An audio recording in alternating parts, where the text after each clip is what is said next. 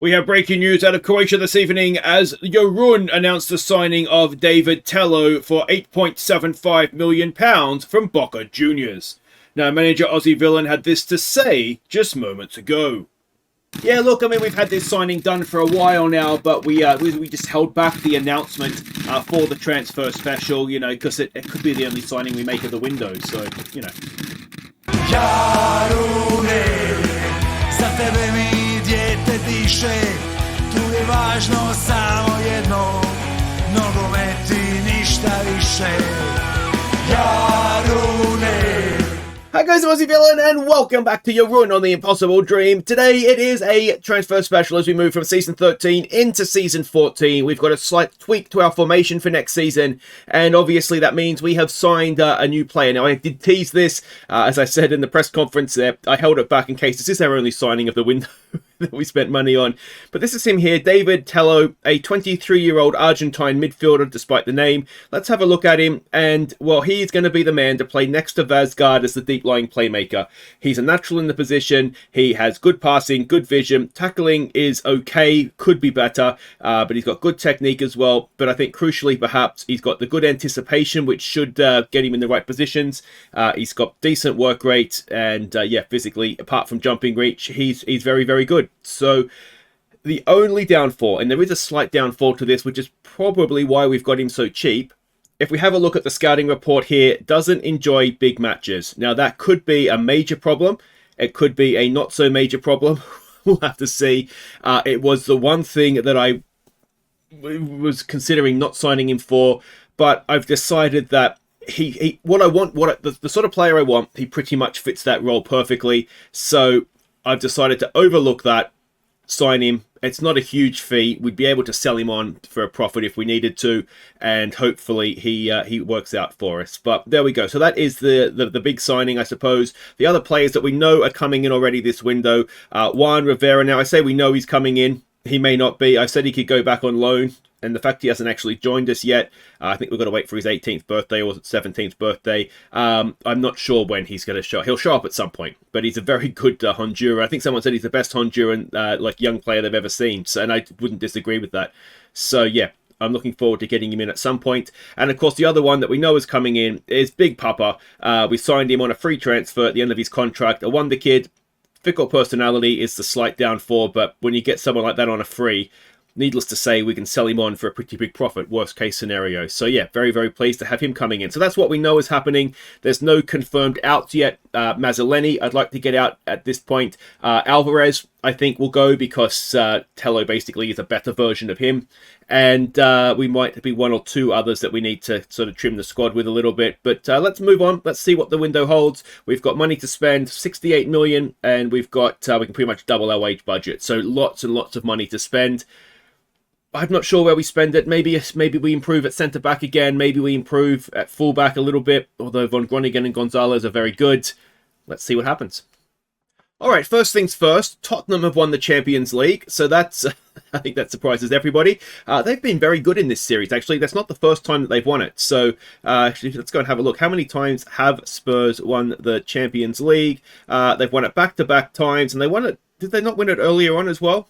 No, maybe not. I thought they had won it before that. So, yeah, we're in the Spurs era of European dominance. Something we never thought we'd actually all live to see, is it? But maybe with Big Ange, they can do it. But that's that. Now, the other thing that's happened is the league.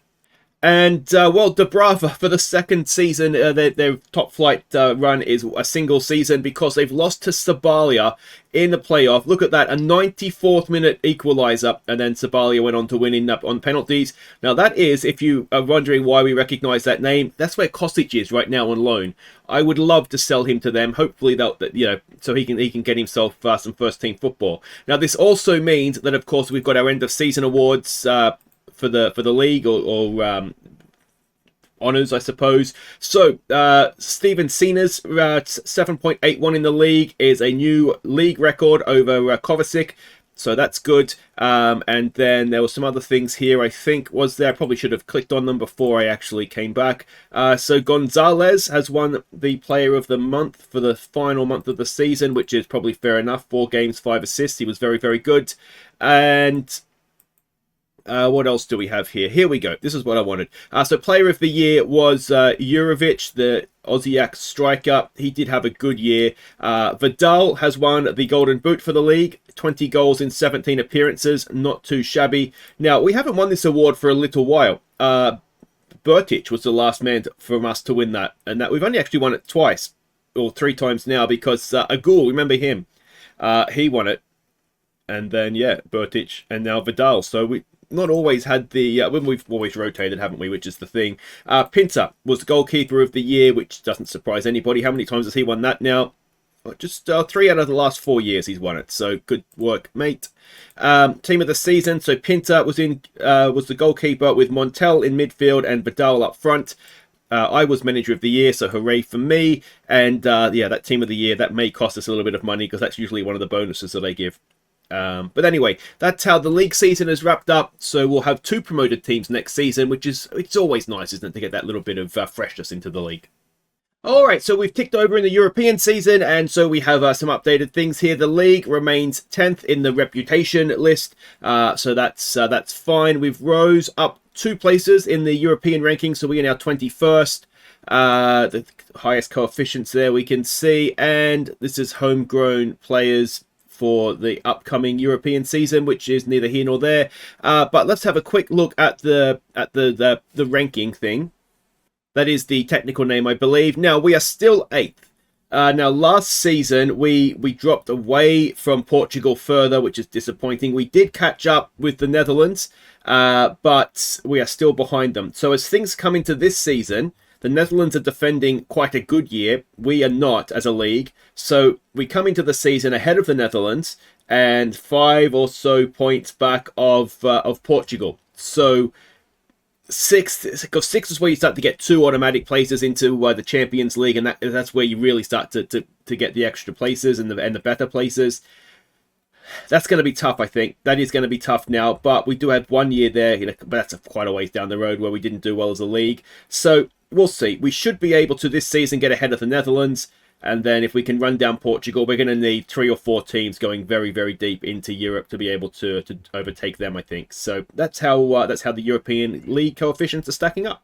All right, so a little bit to catch you up on. Madzar has gone out on loan for the season. He basically asked to go out on loan, so I let him go just to stop him from kicking off. We will have Kranjček coming back from Rijeka. He scored a lot of goals for them, 18 or 19 over the season, not all of them in the league, of course. So I think he can come in and fulfill the Madzar role. He'll go off. He'll play in the Spanish second tier, I think it is. Spanish? No, French. And yeah, he'll play, he'll be happy, and it's not my problem. So that's Madzar. And the other thing that has happened, it is now the opening of the transfer window, which means that Tello has arrived, and he has arrived more or less as the player we thought he was going to be. You can see he's almost doubled in value already. He has come as a star player. He's also been capped by Argentina now. So yeah, he's on the up. And I think he's going to do really well. I really think he's going to fit into that position next to Vasgard in Europe, and hopefully run the show for us. So that is that. We've got a new average attendance record for the last season as well, which is nice. We are at June 19th, so we've got about a month till the season starts. Of course, Big Papa will arrive on June 1st, or July 1st, I should say. So yeah, lots and lots still to happen. Okay, so we've sold Mazzoleni. He has been a very good player for us, scored some big goals for us in Europe, some crackers as well. Was that one against Copenhagen, I think, out of nowhere? But 18 million, he goes off to Stoke. The reason, if you don't remember why we're doing, why we're selling him, he's a foreign player. We have a lot of those. Also, I had promised about 17 strikers. They were all going to be first-team regulars. Big Papa's coming in. He's not going to be a first-team regular. Very similar player to Mazzoleni, and so Mazzoleni is being moved on, so we make an £18 million profit on that. Big Papa comes in and replaces him as a non-foreign squad player, and that just kind of works out for us nicely. So that is that. We do still have obviously a lot of money to spend, 85 million now, so the budget's there. We just need to find the right players. One position we will need to strengthen, of course, is left back, because we loaned in, of course, the guy from Everton. We sold Kovacic, we sold somebody else, and yeah, and so we need another left back. So that's definitely a position of urgency. And I wonder if we could do a little bit better at centre back as well. So we'll wait and see what I can do on that front.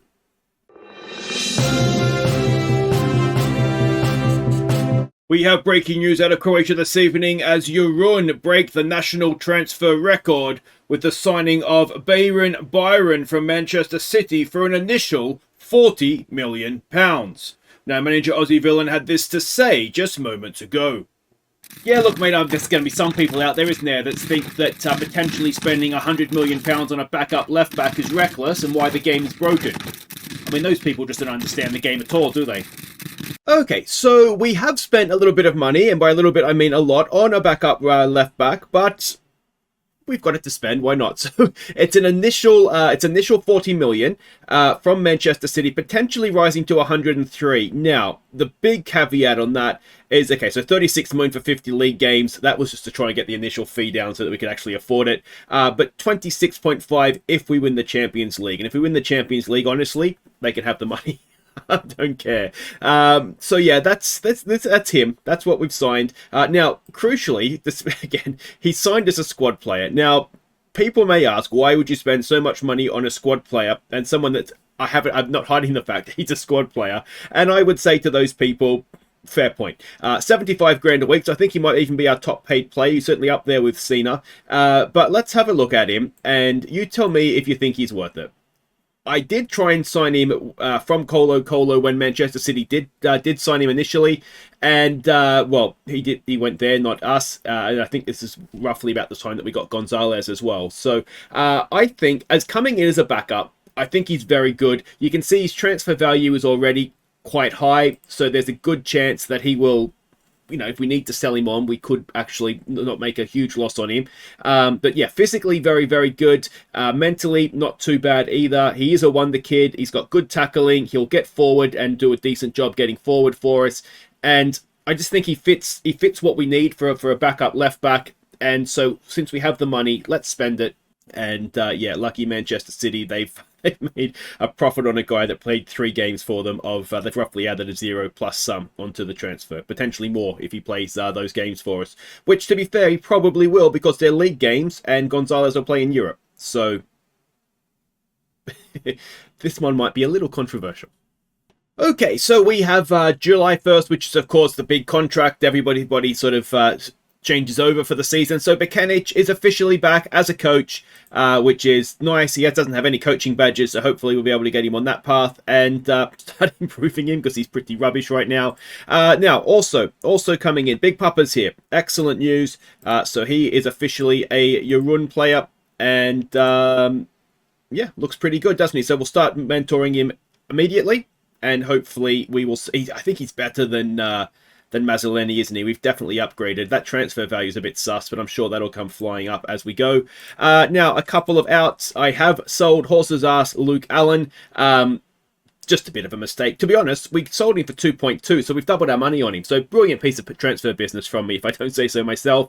The other player that's left is Wilson Alvarez. Now, we've made a loss on him. We signed him for 8 million. He's left for 5.5. Ultimately, it was a little bit just getting rid of the wages. We could have maybe kept him to play centre back, but he doesn't really have the heading for it. He came in, I had a role I wanted him to do. I think he did it pretty well, but we've moved on from that, so there's no point keeping him. So that is that. So we will be able to now go on and really try and see if we can pick up any bargains, things like that. There are bids coming in. I'll post the major ones. I would have posted the major ones probably earlier on the Discord. For Dal, this has been rumoured to be coming for a while, but yeah, that's fine. For the most part, the dynamics aren't too bad. We've not had massive kickoffs quite yet because players want to leave. 1 or 2, but nothing too substantial. What's really helping us is, if you look at the hierarchy, a lot of our key players are team leaders or highly influential. Now that means when you speak to them, you can say you're a leader in the dressing room, and they're like, oh, so I am, and they're happy to stay. So this is really helping us right now. I could really use Von Groningen and Vasgard going up into that group. So we'll see if we can get them there, although I don't know what I can do. It just sort of happens. If anybody knows there is something you can do, I maybe send them on leadership courses. Would that help that? Maybe that's something that would work. So I'll try that, and if it works, brilliant, and if it doesn't, well, they've wasted their summer, haven't they? Okay, we have another departure to catch you up on. That is Taninsky, 3.6 million to St Etienne. We have other young defenders that are coming through that are ready to play in the cup and whatnot. So I thought we'll cash in here on Taninsky. He's gone off to St Etienne, and yeah, good luck to him. He was never going to be anything more than a YAG, really, was he? He could play in the league and do a decent job, but he wasn't what we needed for Europe, and that's really what 23. That's what we need. So he has left now. A couple of others that have left.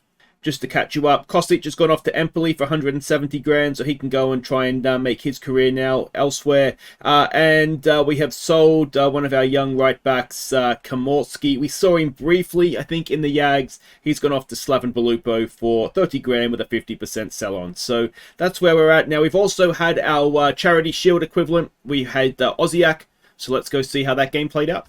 We fell behind early, but Vidal pulled us level. Before he turned provider for Big Papa to give us the lead. Only for Aussiac to pull level before half-time and send the tie to penalties, where Pinta was the hero. So a good game, this one, in truth. We started off playing like this. Now, because we're up against a 4-4-2 from Aussiac, this formation with the two deeper midfields doesn't really work against a 4-4-2. So when we fell behind, I changed it. We went sort of to our traditional league formation, and we did look much better. Now, it wasn't really our strongest side. We could have put out completely. The main reason for that is that the Euros have just finished. France won that, if you're interested, and the Copa America is currently ongoing, so all our South Americans are away. So we put out the best team that we could. We gave a debut to Big Papa. I forgot to give a debut to Byron, in truth. Just completely forgot about it. So that's where we're at. Penalties, and it was 2 saves from Pinta. Vidal, Sina, Big Papa, and Perso got the winning penalty for us. They all scored. So excellent news. So we've got a few days to go before we start the league campaign. We've got Gorica up first, and we'll see if we can get maybe something done before the not the window closes, but the season starts. Alright, so we are at game day of our first game of the season. We weren't able to get anything else done, unfortunately, and, cohesion has taken a bit of a hit. All club atmosphere, I guess, specifically. We don't need to scroll, so that is something, but Von Groningen is annoyed, as is Vazgard, as is Safronov, as is Resic, Howe, they're probably the main ones. Gavia, we promised him more football, so that's going to sort itself out. So yeah, that's roughly where we're at, and, happens every window, doesn't it? I don't want to sell any of them, and I'm really going to try not to, though the bids for Boris in particular, we're getting up towards 80-90 million, so maybe we have a look and see if there's somebody else we could sign as a right back that could sort of come in and replace him for less money. Maybe there is, maybe there isn't. I don't really want to sell Boris, though, because I think he's club trained actually at this point as well. So that is that. Let's have a look at what we've got to start the season. So we'll start with goalkeeper, where we have, he was at some point this summer a world-class goalkeeper, just an instinctive one now, but look at that transfer value pushing up towards 100 million, and I have absolutely no desire to sell him, although his contract is up in 2 years' time, so maybe we will need to consider that at some point. We've still got Miskovic as the backup. He is unhappy. He wants to leave. I'd be willing to sell him probably next summer, because at that point Tobias should be ready to come in and be the backup. He's not quite there yet, I don't think, for this season. And then we've got Bozo, who was out on loan last year, probably will go out on loan again this year, and we've got a few other youngsters as well at the club that can serve as that fourth on. Well, we don't need a fourth choice goalkeeper, do we? If we go to centre back, and we do have a little bit of strength here. I would like one more, though, I think. So Sanchez is the main man. He's been off at the Copa America, so we haven't seen him yet in pre-season. Safronov is around, though he is unhappy. 33 million. I said I'd sell him. I probably lied, but we'll see what we get. Tomato, he's around as well, obviously, for this season. He's off to the Olympics, so we're going to miss him for the first couple of weeks. Crespi's still here. Another one that I'd be willing to sell if we could get the right player in. Jakubusic, he signed an extension, so he's here for another 3 years. Club trained now as well. Then we've got Horvath, who was off on loan last season. He's one of the Yags that is ready to come in. And then we've got Rita, as a promising centre-back, and we've got Kantelotic, who can play centre-back or left-back, and I say can with very loosely judging him on that one. Over to right-back, Von Groningen. Again, look at that transfer value. Do not want to sell him. And he's here for another. We've got him for a long-term deal, so he should be fine. Martina, of course, is here as our backup for him. And then sort of third choice right now is Simic. He is, at one point, was a promising centre-back. We'll give him some YAG games this season, and hopefully he will develop a little bit more. Over to left-back, and we've got the two main men, Gonzalez and the record transfer, Byron. Look at that transfer value now. That is insane, for not only just for a left back, but for a backup left back. That is ridiculous. And we already saw Kantelotic as the backup, and there's one or two other youngsters, but hopefully we don't need them. If we move further forward into midfield, now which side did I set up for us? It's this one. So one of the new men, Tello, he is obviously going to be a big part of the midfield this season, along with Vazgard. They're our sort of first choice European players, all things going to plan. Then we've got Montel, who is obviously very good as well. We've got Resic, who will play here, or could play further forward, but ideally, I think in the league, I want him to play in, because we'll have the midfielders further forward in the league, I would imagine. Scott Howe, he is unhappy. He has been got some bids from Manchester United, Liverpool, those sorts of clubs. Again, don't want to sell him. Want him to be certainly a backup in Europe, if not first choice at some point. We've also got Zinko, who is still around. Somebody, if we got 12 million, I'd maybe be willing to sell. But he's proving himself to be quite versatile. He's played sort of in the deeper role and done well. He's played as the left back and done quite well. So I think a useful squad player as well. Perso, I've toyed with selling him. If I got sort of 8-10 million, maybe I would do that. But he's still around. He's a YAG as well, which helps, obviously. Haska, he is sort of stalling out a little bit, mainly down to not playing. So if we could... Again, he's a YAG. Maybe we look to loan him out at 21. It might be time to for him to either go or go. And then we've got Cernchek, who we've seen a little bit in the first team, off and on, and he's looking to be a very, very useful player as well, which might actually hasten Haska's exit. And then we've got Zalak, who is, again, a useful player. I think his problem, he's 21 now, but it's just the technical side of his game, but more specifically the tackling. He wants to be a deep-lying playmaker, but he just can't tackle, and that is, as I said, a problem. Olmarkic the second, I think we'll more likely see him up here in the number 10 role. So we've got Gavia, who is first choice-ish. He's first choice based on his contract status. We've still got Siraj. He wanted to go to Hamburg. I don't want to sell him. He's Siraj, you know, like he is the club, isn't he, in many respects. Olmarkic the second is another one of our club-trained players, so we'll try and give him some game time if we can. And then, of course, we've got Big Papa, who will play this role if needed, but he will more likely be playing up front. And then we've got our first choice two, the European two, in Vidal and in Sina. We know that they are absolute top quality. We've got Lacko to come in and back them up and also play in the league. Also pretty good quality. Big Pop-Up, we've just seen him. And then the Yags coming after that. Krenchek, who is going to stay this season because we loaned out Madzar. So Krenchek is going to come in and replace him. But he proved last season he can score goals in the league, so that's absolutely fine. We've got Stremecki, who's a Yag.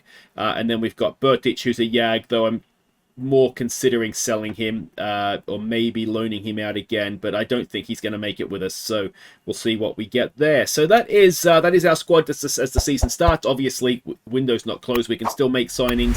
We do still have money as well, 50 million. We've got a lot of wages, you don't have to worry about that. Yeah, like I say, we went big, very big on getting that left back in. I think we want a centre back. And otherwise, I don't think we're too bad. If we could maybe get a wing back in that can play both sides as a bit of cover, but it's going to be difficult to sign somebody good enough that is going to be willing to be third choice. So we might just need to suck it up on that one and hope that we don't need a third choice fullback in any meaningful way. So yeah, let me know how you think we'll get on this season. I'm happy with the squad. I've been happy with the squad for a while though now, and yeah, we've hopefully. This is a team that can take us in Europe with that new formation as well. But we'll find out soon, won't we? So next episode, it will be the start of the new season. It is Gorica and Slaven Belupo. We'll have a look at some different formations, some different players, and see what we get before we start our European campaign. Take care.